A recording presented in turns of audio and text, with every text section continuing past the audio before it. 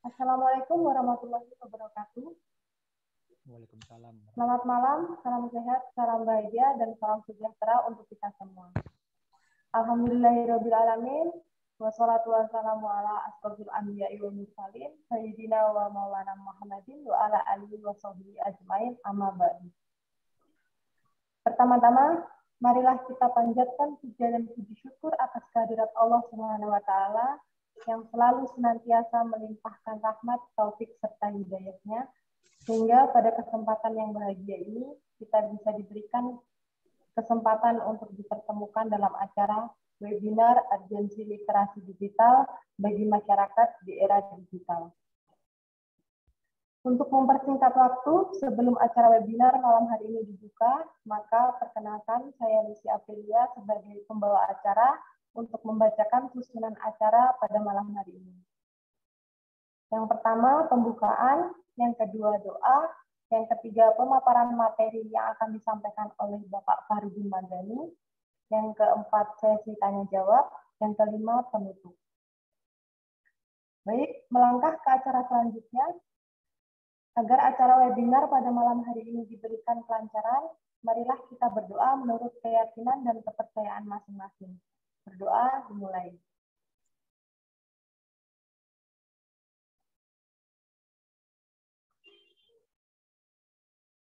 Selesai. Untuk mempersingkat waktu, marilah kita mulai acara pada malam hari ini, yaitu pemaparan materi webinar sekaligus diskusi dan tanya-jawab kepada Bapak Faridin Madani. Kepada beliau, waktu dan tempat kami persilahkan. Terima kasih banyak, Ibu Lucy Aprilia. Assalamualaikum warahmatullahi wabarakatuh.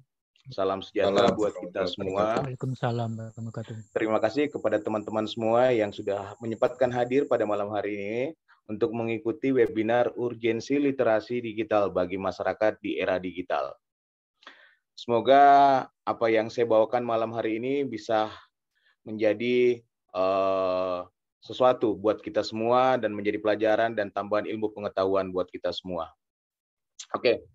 Untuk mempersingkat waktu, mungkin saya akan memulai untuk webinar malam ini dengan materi urgensi literasi digital bagi masyarakat di era digital. Selanjutnya, kita mulai. Literasi digital. Literasi digital adalah pengetahuan dan kecakapan untuk menggunakan media digital, alat-alat komunikasi, atau jaringan dalam menemukan. Evaluasi menggunakan, membuat informasi, dan memanfaatkannya secara sehat, bijak, cerdas, cermat, tepat, dan patuh hukum dalam rangka membina komunikasi dan interaksi dalam kehidupan sehari-hari. Selanjutnya, perkembangan media digital. Secara umum, media dapat dikelompokkan menjadi dua berdasarkan pola komunikasinya, yaitu media konvensional yang mungkin kita kenal dengan namanya koran, majalah, dan lain sebagainya. Dan sekarang muncul ada media digital.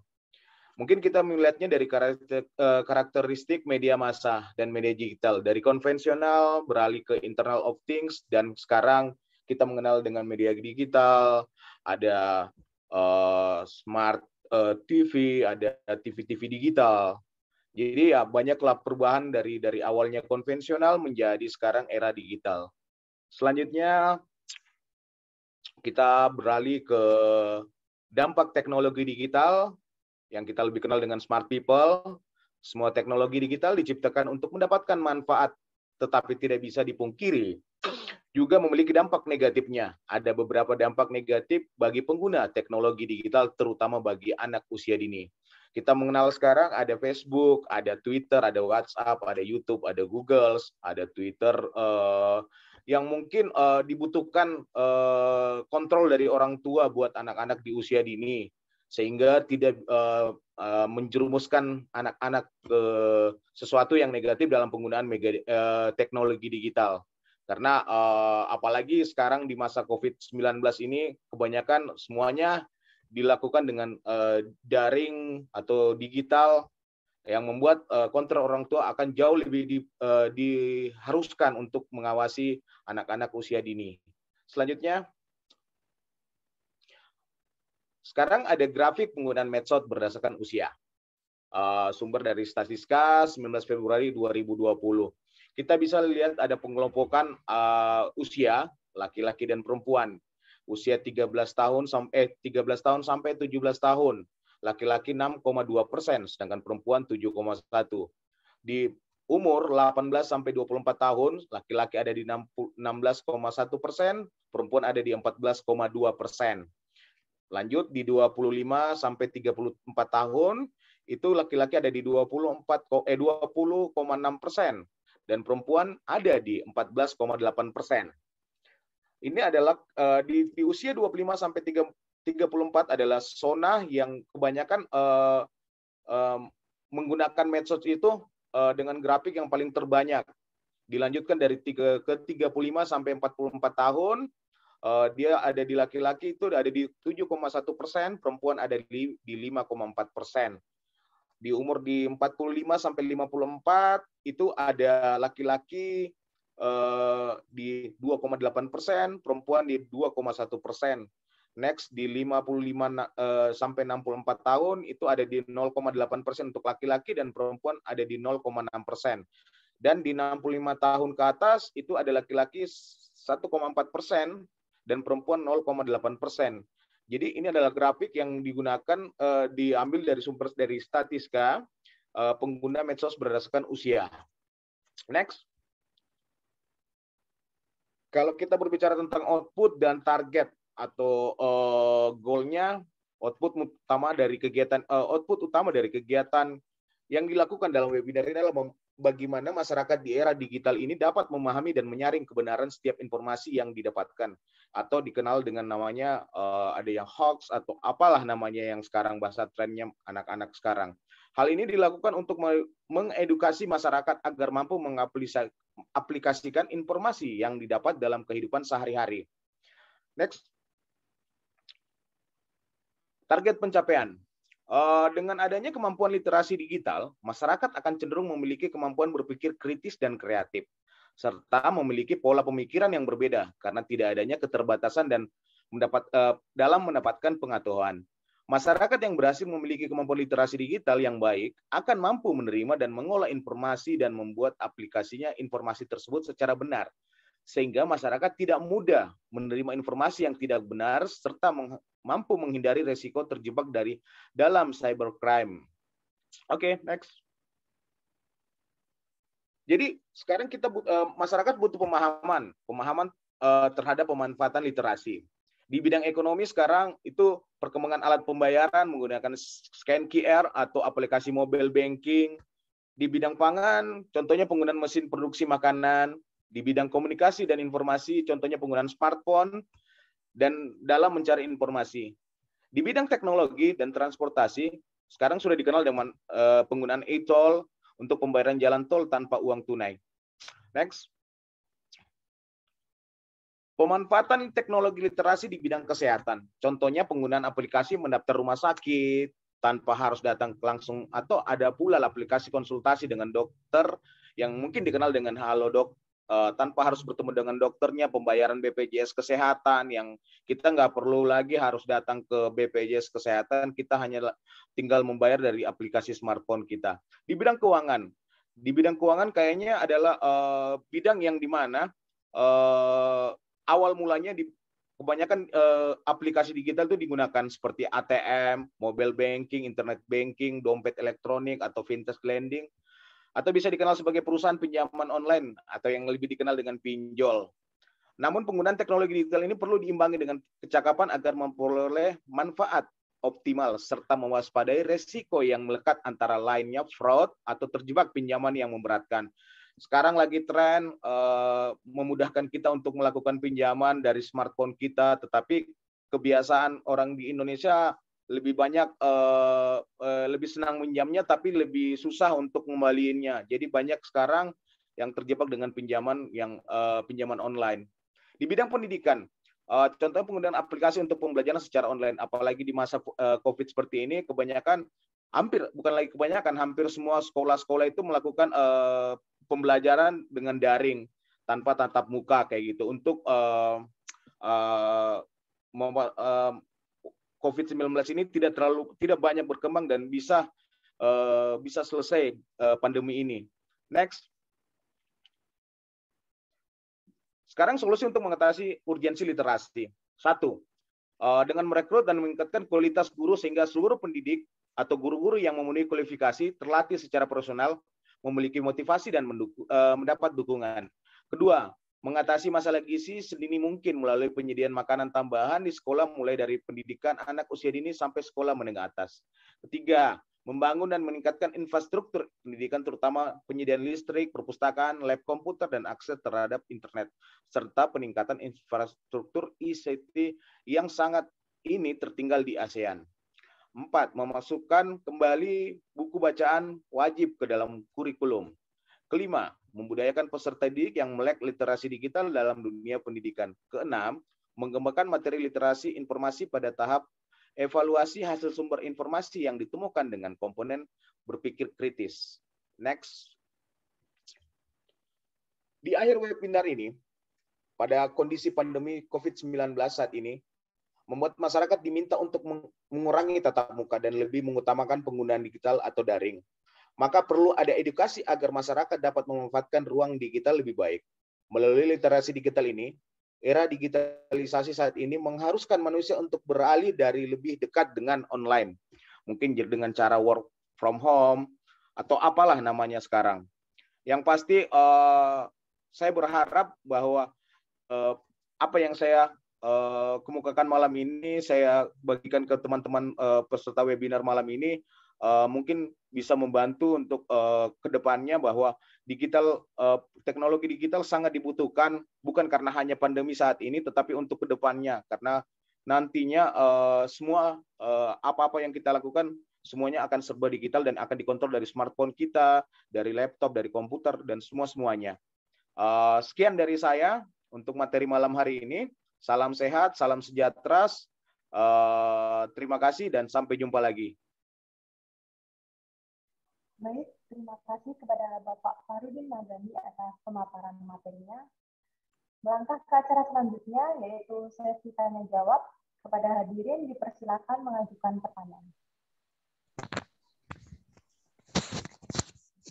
Selamat malam, Bapak Farudin. Mohon izin bertanya ya. Silakan. Dalam perkembangan di era teknologi sekarang ini kan kita disuguhi dengan bermacam-macam teknologi ya. Kalau perkembangan di Indonesia ini kan sangat maju ya. Di era-era setelah ini, tahun 2000-an ini. Kita ambil contoh aja, misalnya kayak kita aplikasi Gojek. Nah, aplikasi Gojek juga itu kan dampak dari suatu perkembangan teknologi. Cuma yang jadi masalah kadang para tukang ojek yang tradisional itu kan ketinggalan zaman juga itu. Jadi mereka juga ada yang pro dan kontra. Malah banyak yang sekarang kasus-kasus di berita-berita juga itu kan ada yang rusuh, bentrok dan lain-lain kita gitu. Itu contohnya juga. Terus contoh lain juga itu kan kita taksi. Taksi sekarang juga pada sepi gitu, Pak. Karena apa? Kadang misalnya kalau mau order taksi kita tinggal Gojek atau Grab. Mobilnya juga udah banyak. Nah, taksinya kan juga sekarang sepi gitu. Akhirnya pada gulung tikar taksinya. Taksinya akhirnya dilelang gitu. Nah, mengenai perkembangan teknologi di Indonesia itu kira-kira apa gitu Pak? Dampaknya gitu dari teknologi. Oke. Terima kasih Mas Andri untuk pertanyaannya. Jadi yang terjadi saat ini adalah mulai bergesernya industri-industri yang konvensional seperti Mas Andri bilang tadi, ada ojek yang tradisional dan ada yang sekarang ada Grab atau taksi yang dulunya Bluebird atau apalah namanya kayak gitu. Sekarang Gojek kayak gitu. Yang pasti sekarang mau nggak mau dengan pandemi 19 ini membuat teknologi mungkin banyak kemajuan, Mas. Jadi di kalangan UMKM yang seperti Mas Andri bilang tadi itu dipaksa untuk lebih melek teknologi yang berkecimpung di dunia digital agar bisnis mereka tetap bisa berjalan, Mas. Karena di masa pandemi seperti ini pemerintah memaksa masyarakat untuk melek teknologi, Mas, agar semakin terbiasa, mungkin terutama di masa pandemi ini, Mas. Karena kalau kita tidak bisa mengikuti arusnya juga, tidak bisa mengikuti masa yang sekarang ini, kita pasti akan bergeser kayak gitu mungkin, Mas. Sejauh yang saya pahami dan anunya. Tapi semuanya kembali tergantung dari pemerintahnya, Mas. Karena sekarang walaupun sudah ada teknologi juga, ketika dengan masa pandemi ini, apalagi diberlakukan PPKM yang level 1 atau level 4, itu sama juga bisa membunuh bisnis dari teman-teman UMKM kayak gitu, Mas. Karena kan kita dipaksa juga untuk bagaimana cara cari duit, tetapi dengan regulasi pemerintah yang adanya PPKM, itu kan bisa menghambat juga, Mas, kayak gitu, untuk industri kecil seperti ojek atau Grab atau apapun namanya di saat ini. Mungkin itu aja mungkin Mas, dari saya, Mas. Terima kasih, Mas Andre. Terima kasih kembali Pak Fahrudin. Sangat jelas dan membantu sekali. Iya, sama-sama, Mas. Baik, terima kasih kepada Bapak Andi. Kemudian untuk peserta lainnya, jika ada yang perlu ditanyakan, dipersilakan.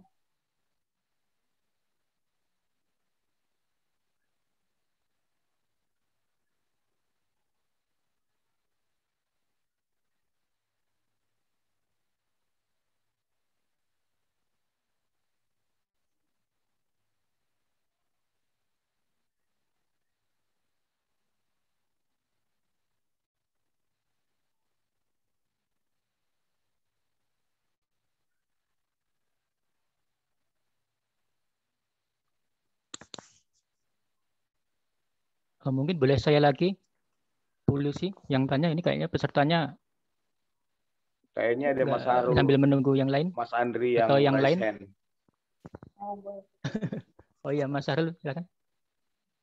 Ya boleh. Selamat malam semuanya rekan-rekan.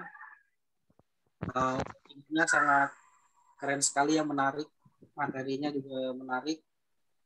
Apalagi topik yang dibawa ini bertujuan sepertinya untuk mencerdaskan bangsa ya teman-teman. Yang ingin saya tanyakan, kalau kita runut dari pertanyaan sebelumnya dari Pak Andre itu, banyaknya usaha itu yang tumpang tindih ya, dari ojek konvensional ke ojek online, yang artinya itu menurut saya memang bentuk dari perkembangan zaman itu sendiri. Nah, inilah tujuannya literasi digital. Nah, pertanyaan saya, bagaimana sih kita mengedukasi rekan-rekan kita yang memang cenderung pemikirannya itu konvensional dengan perubahan teknologi seperti ini. Itu, terima kasih. Oke, terima kasih Mas Harul untuk pertanyaannya. Yang pasti di era digital ini kita harus lebih melek teknologi, Mas. Bagaimana caranya mungkin kita mensosialisasikan ke teman-teman Gojek atau apapun namanya, yang mungkin yang harusnya sekarang harus beralih ke digitalisasi dari konvensional kayak gitu. Mungkin saya cuma berpikir bahwa sebenarnya di era digitalisasi ini peran serta pemerintah dalam hal untuk meningkatkan atau naik kelas dari konvensional menjadi era digital ini sangat-sangat dibutuhkan, Mas. Karena kita juga kasihan dengan teman-teman di UMKM bahwa yang harus atau tidak pernah tahu tentang digitalisasi, Mas, harus dipaksa untuk melek teknologi kayak gitu. Mungkin pemerintah akan kalau dikasih sosialisasi ataupun namanya mungkin edukasi, mungkin mereka semakin terbiasa untuk bisa menjadi lebih melek dengan teknologi. Mungkin itu aja, Mas Sahrul, dari saya, Mas. Terima kasih Pak Warudin. Ya. Semoga webinarnya bermanfaat untuk. Amin, amin, Mas. Alhamdulillah. Terima kasih banyak, Mas Sahrul. Baik, terima kasih semuanya. Sampailah kita ke penghujung acara. Sebelum kita tutup acara pada malam hari ini, saya selaku pembawa acara pertemuan webinar urgensi literasi digital bagi masyarakat di era digital pada malam hari ini, memohon maaf yang sebesar-besarnya apabila ada tutur kata yang kurang berkenan di hati Bapak atau Ibu sekalian. Sekian, wabillahi taufiq wal hidayah, wassalamualaikum warahmatullahi wabarakatuh. Waalaikumsalam Waalaikumsalam warahmatullahi Waalaikumsalam warahmatullahi wabarakatuh. Terima kasih Bu Lucy.